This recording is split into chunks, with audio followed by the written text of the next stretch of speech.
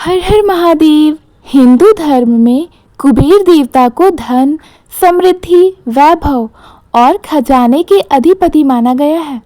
वे स्वर्ग के कोषाध्यक्ष, यक्षों के राजा और भगवान शिव के परम भक्त भी हैं।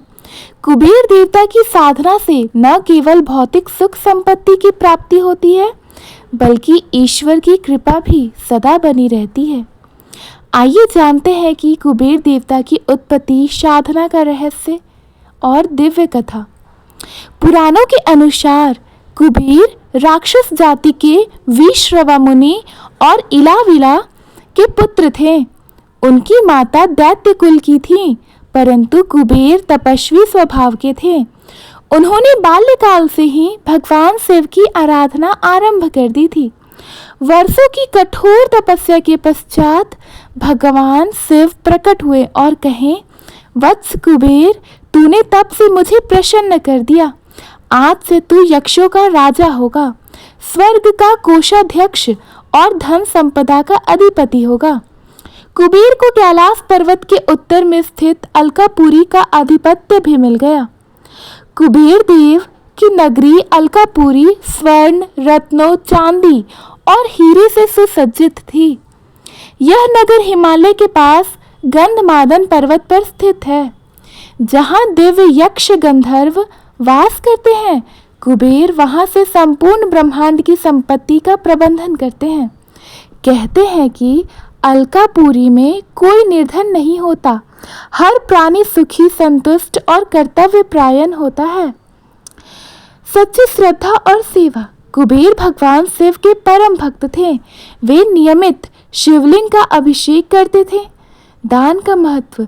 उन्होंने कभी धन को संग्रह नहीं किया, बल्कि ब्रह्म ज्ञानी, ऋषि मुनियों और जरूरतमंदों को दान करते रहे। भोग में भी संयम। स्वर्ण पुरी के स्वामी होते हुए भी वे संयमित और त्यागी थे।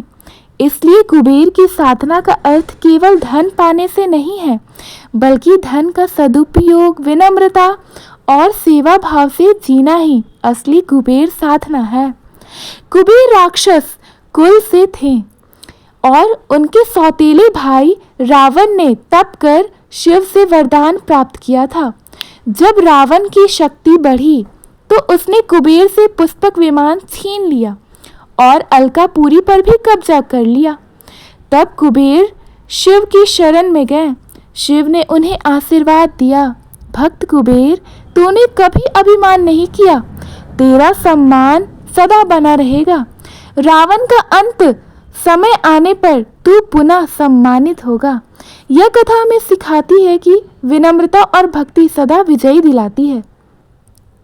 यदि कोई भक्त सच्चे भाव से कुबेर देवता की साधना करना चाहता है तो यह विधि प्रभावी मानी जाती है।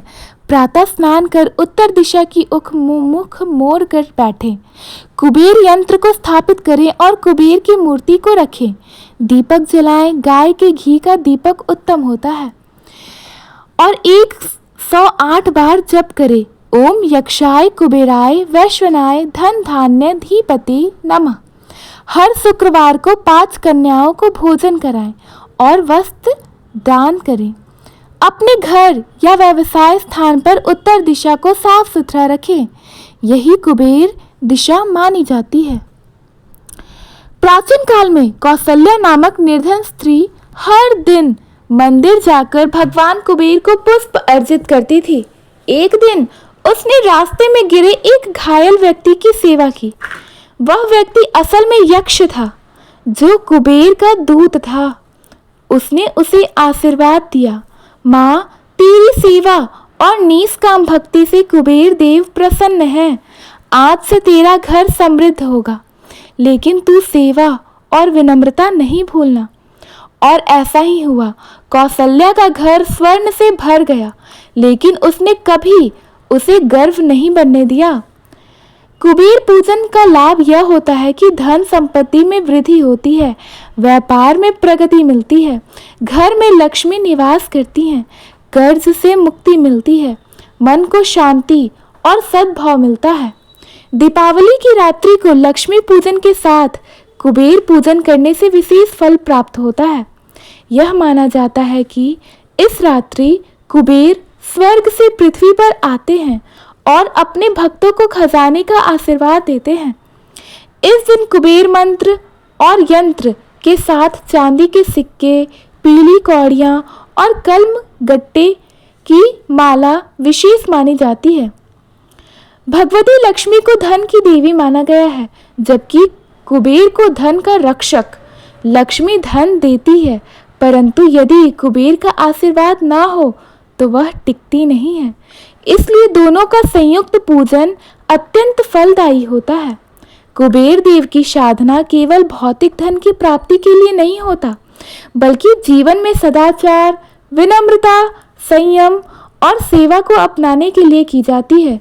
वे हमें सिखाते हैं कि संपत्ति तभी सार्थक है जब उसका उपयोग परोपकार, धर्म और सेवा में हो। यदि हम कुबेर देव की भक्ति करें, सच्चे मन से उनके मंत्रों का जाप करें तथा सेवा दान में लगे रहें, तो हमारी जीवन नौका निश्चित ही सफलता और समृद्धि के किनारे लगेगी। जय श्री कुबेर देवता। धन्यवाद। अगर आपको कुबेर देवता की ये कथा अच्छी लगी तो प्लीज़ हमारे वीडियो को लाइक कर अपने फ्रेंड्स फैमिलीज़ के पास शेयर करें, और नए हैं तो हमारे चैनल को सब्सक्राइब करना ना भूलें। हरे कृष्ण, राधे राधे, जय माता दी, हर हर महादेव। धन्यवाद।